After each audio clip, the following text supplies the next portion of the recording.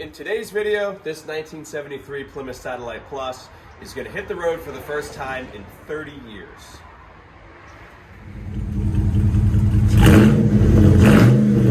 All right, for those who haven't been following along, we picked this thing up. It has been sitting since 1993, 61,000 original miles. We've done the front brakes, wheel bearings, seals, etc. Going to try to get away with the rear brakes. Today, we're going to do the rest of the necessities to get it on the road. It's drivable as we speak, but man, these radiator hoses are crusty. The belts, I was going to replace them, but they actually didn't look too bad.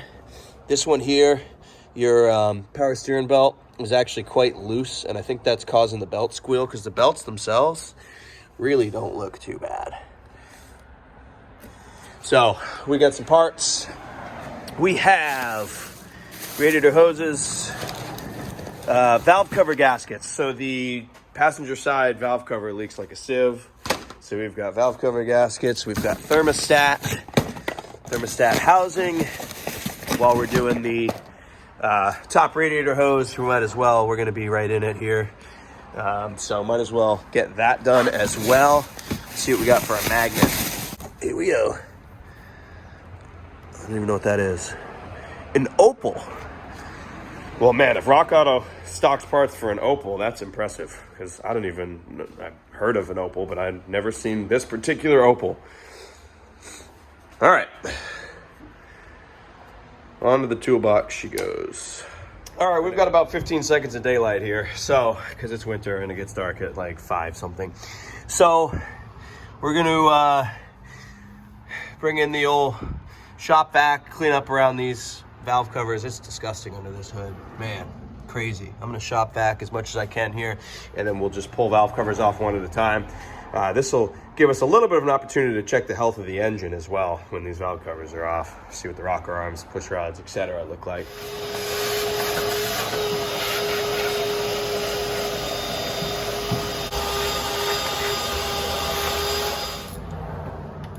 So I actually have a set of valve covers in stock for a Dodge 318 Magnum engine, but this thing has the old 318 LA, so the Magnum came out in, I think, 92.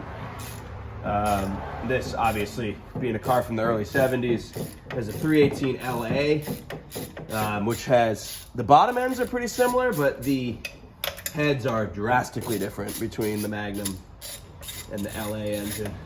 Well, we got our valve cover off. Everything looks pretty good in here.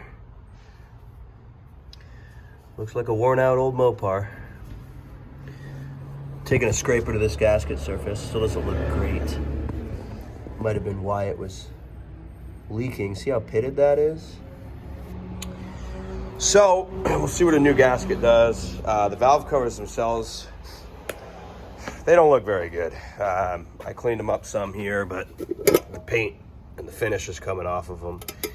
I'm not going to spend a lot of time on these, to be honest with you. This engine is not going to be in this car all that long.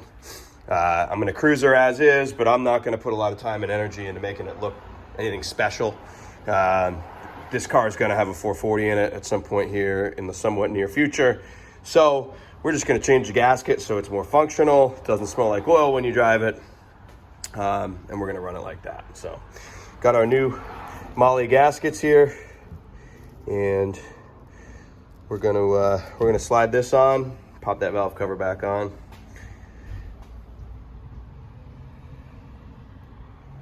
This side looks pretty similar. It's got that rough casting. Hopefully that creates some kind of sealing surface similar to the other side.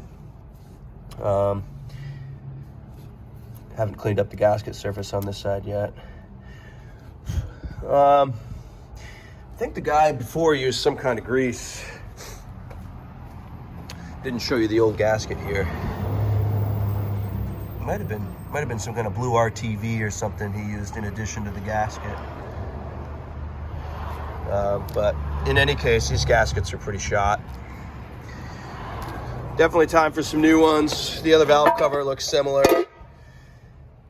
She needs, it's never gonna look good unless I paint it. And honestly, if I paint the valve covers, the rest of the whole inside of this engine bay is going to look like garbage if I paint these valve covers. So I cleaned them up best I could. I'm going to take a pressure washer to the inside of the engine bay here a little bit, but for now we're just trying to get this thing safe and operational for the road. We'll worry about cosmetics at a later date. All right, we got our valve covers all sealed up. I cleaned them up just enough to where they look decent, but they don't stand out against all this other old stuff. That's why I didn't paint them. A couple little issues. We got some ventilation problems here. This guy, not a tight fit. PCV is connected to nothing. So we've got carburetor work to do anyway. So when we get to that, that's when we'll start to tackle some of that stuff there. For now, let's snug this belt back up. I think the power steering belt is the culprit. This thing's got a little bit of a belt squeal when you get on the gas. This one feels, tension on the alternator belt feels pretty good, but power steering belt is loose. So we'll give that a touch of tension. All right, belts are tight. Alternator belt wasn't as loose, but it was a little loose. This guy was the loose one here, but we're good now. Got about a 1/2 inch of deflection in both of them. I'm usually kind of go by the rule of thumb. If you can turn them 90 degrees, but not much more than that, you're in pretty good shape. There's a tool for that, of course, but this is the Mopar Garage, and we don't use the correct tool for things. So next, radiator hoses. We're going to drain this radiator out. I have noticed it's been dripping from the actual petcock on the radiator to drain it. So we'll drain it out and throw hoses, thermostat, all that good stuff in it. All right, so now that the coolant is out of this thing, mostly all over me, a little bit in a bucket, most of it on me. Let's do some radiator hoses on this thing. Look how cooked that lower hose is. Wow. She's just mushroomed out. So we're gonna pull this clamp. Yeah, I would say that that hose was at the end of its road. Man, that thing is hard and crusty. Had to cut the bottom side, get it off the radiator. She was on there, we followed it a little bit, but yeah, she's toast. That is for certain.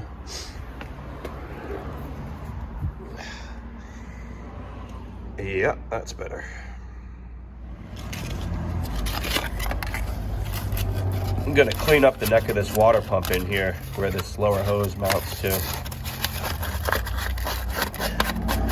Will I regret not just putting a new water pump in it when this water pump explodes 5 miles down the road? Probably. But we are trying to do this thing maximum budget, because like I said, this is not the engine that's staying in here. So we're gonna go as budget as humanly possible, see if we can enjoy this thing for a little bit before we do the motor swap. All right, lower radiator hose is in. I did have to modify it a little bit.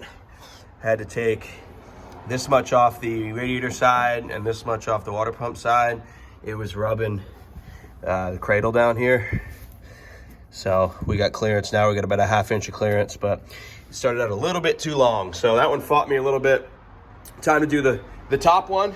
We'll see if that one will go right on, or if we'll have to make a couple modifications to that one as well. If you're wondering why I don't seem as enthusiastic today, I've been sick for about a month and a half. Got sick before Thanksgiving, and now it's January 5th. So just tired of not feeling 100%. Why would someone put the clamp that direction? My, that is dumb. How do we?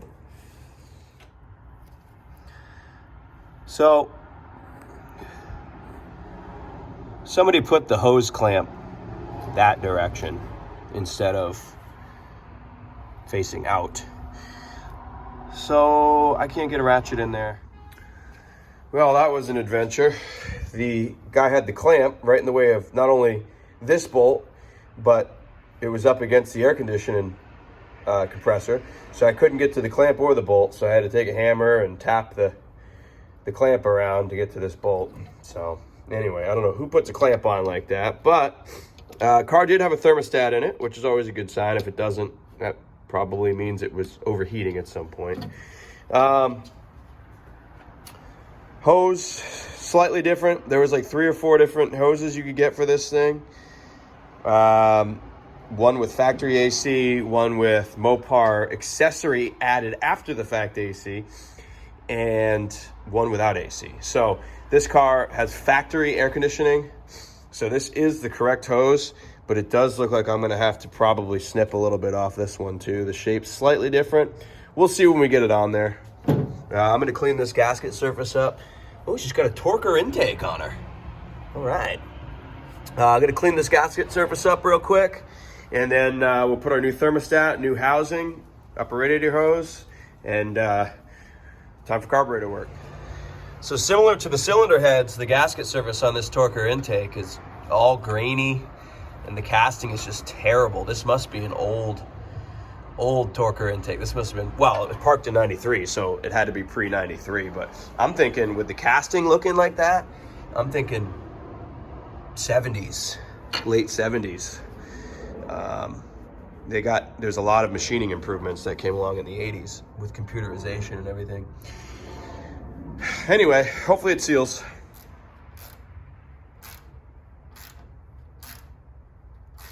Reusing coolant. Budget build.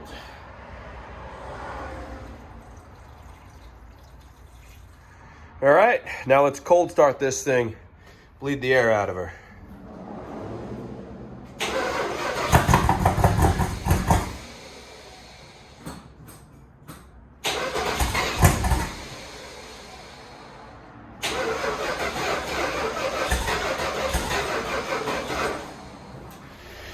Well, what do you know? Battery's dead. Take two.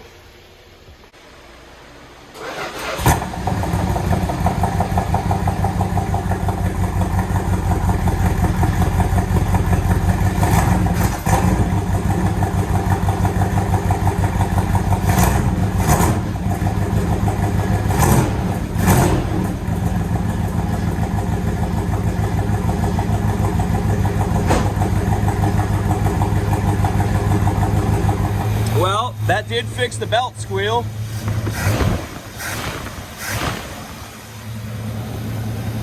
Nice.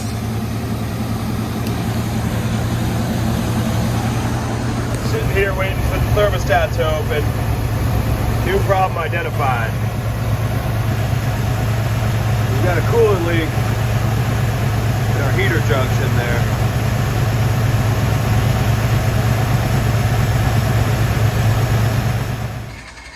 Well, I'm back. Got late last night. As I was bleeding the coolant out of this thing, we discovered the issue of this heater junction or heater valve leaking. Thinking about it, the blower motor doesn't even work in this car. So we're just gonna bypass these heater hoses. And that's how we're gonna solve that problem. Budget. And then we're gonna change oil, and then time to hit the road down to the carburetor shop with this carburetor TD cable tuned in.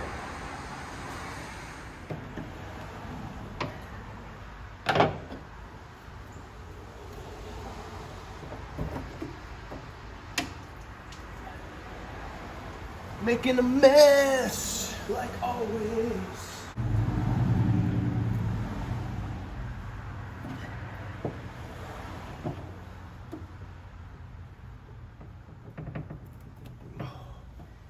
Wow.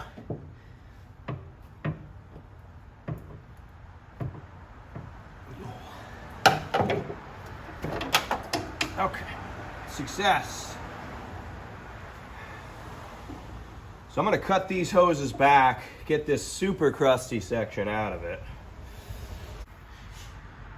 And then to bypass them, these look like 3/4 inch heater hoses. I got a 3/4 inch and I got a 5/8 heater hose connector. So that's what we're gonna do. And I need you more than ever. Stop leaking out glycol. Hits. Hit. Hit. Stop leaking out ethylene glycol.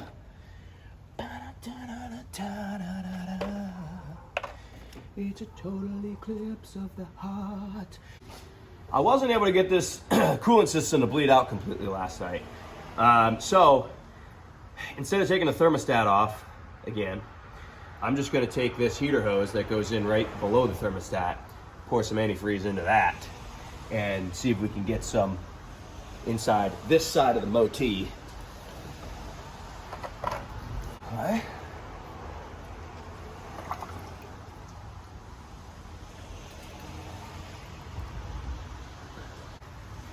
Building on a budget.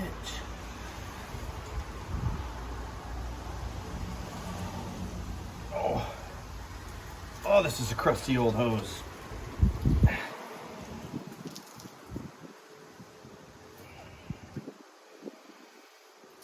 Okay. Let's grease it up a little bit. See if that helps.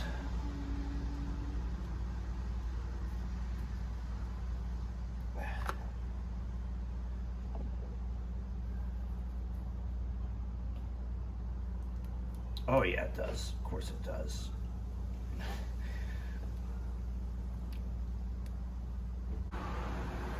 I mean, sure. Looks factory to me. All right, now we're gonna change the oil. Conventional 1540 is what we're gonna run. SuperTech did not have that weight. Unfortunately, it went with the O'Reilly. O'Reilly did not have your standard heavy duty oil stabilizer, so I went with the high mileage oil stabilizer.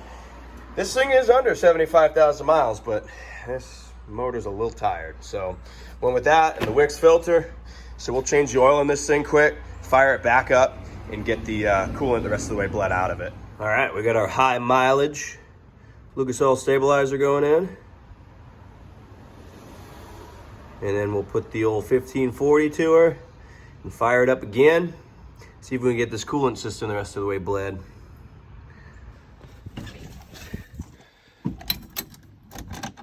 All right, here we go. Do we have enough battery? We sure do. Oil pressure looks great. That's higher than it's ever been. That Lucas Oil stabilizer is so thick, plus the 1540 helps. Probably had 1030 in it before, 1040. Oh yeah, oil pressure's coming right up.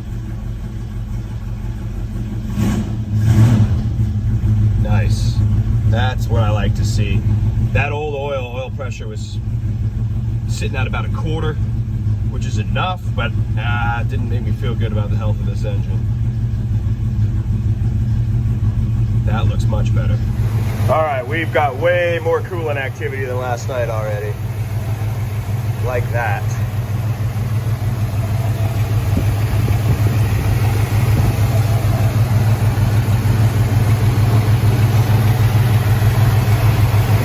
Got that air bubble out of her.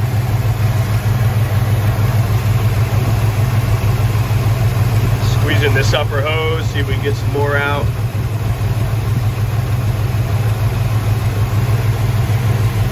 Yes. Yes. That is much better. Give you guys a shot of the exhaust back here.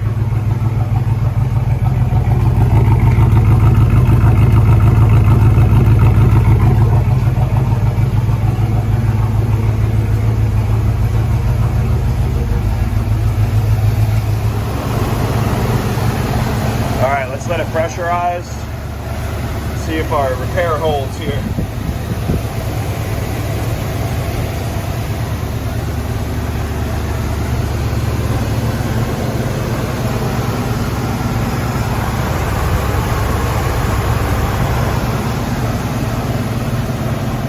Replacing taillight bulbs here. The right rear is out. These bulbs are smoked. And then I got two directionals. I got this indicator that points back towards the driver, that's out, and then this directional on this side is out, which are these little guys. I don't have any of them in stock, so I'm gonna head to the parts store, get some new bulbs, and then we should be 100% on lighting. All right, lights are all straightened out, we're plated. Got all the lights working except for the left front side directional over here. Put a new bulb in it, still doesn't work, so a little bit of a wiring issue there. But other than that, every light works. I got both of these guys working, which these are pretty cool, little indicators on the hood, letting you know your directional's on. Got those working. And man, time to take this thing, fire it up, take it down to the carburetor shop. Could I tune the carburetor myself by ear? Yes, I could get relatively close, but there's a number of issues with this. Also, could I tune a TD cable? Yes, but I'm gonna bring it to a carburetor specialty shop because they're gonna need to order some different bracketry here. This is just, this guy really just created whatever, I don't know what all this is. Anyway, so we're gonna need to get the correct Edelbrock bracketry, tune the TD cable, and I don't own a set of vacuum gauges or anything to get this carburetor tuned in. Electric choke is not hooked up, it's just wire tied. So a number of things with the carburetor. I'm gonna bring it to the carburetor shop. I've got one literally about 5 houses down from me. So we're gonna do that, and then we're gonna go for our first cruise. Technically our first cruise is gonna be down to the carburetor shop, but after that, we're actually gonna cruise this thing, maybe take it to a Cars and Coffee, and it's gonna be pretty sweet. All right, the time has come. Can we make it 2 miles down the road to the hot rod shop? Oh. It's gonna be this car's first time on asphalt in almost 31 years. Here we go.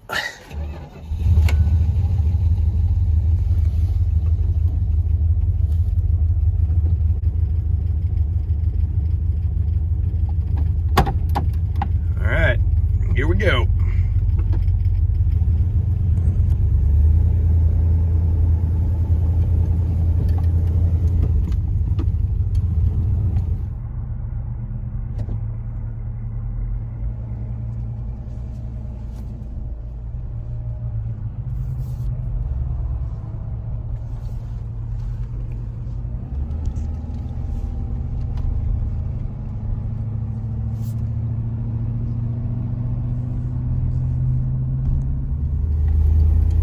Yeah, this TD cable is way out of adjustment. Here we go. Speedo works. That's a surprise.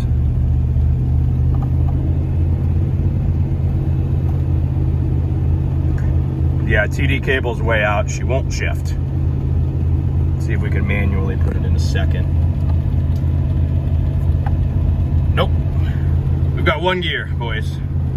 Oh, there we go. We got second. So that TD cable's way out of adjustment. So I'm just gonna go as easy as I can on her.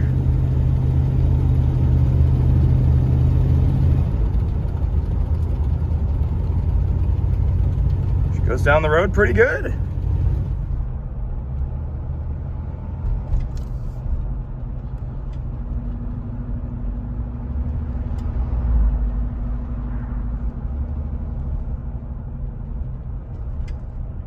We got a stoplight up here. This is always the most nerve-wracking part of not having a TD cable is, will she go back down first? I hope so. We're not gonna catch the green light. Brakes are atrocious. All right, we're gonna just manually put it in first here. All right, green. First gear.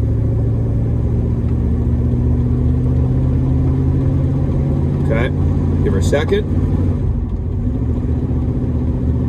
Come on, baby. Yeah, see that TD cable's way out. Transmission slipping. We do not want to drive her this way for long. There it is. Okay, second. We're almost there. Fuel gauge works because it was out and I just put a few gallons in it. Oil pressure is halfway up the gauge, which is great.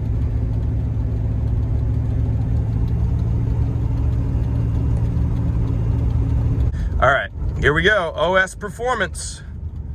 We made it. I'll be damned. What a rush.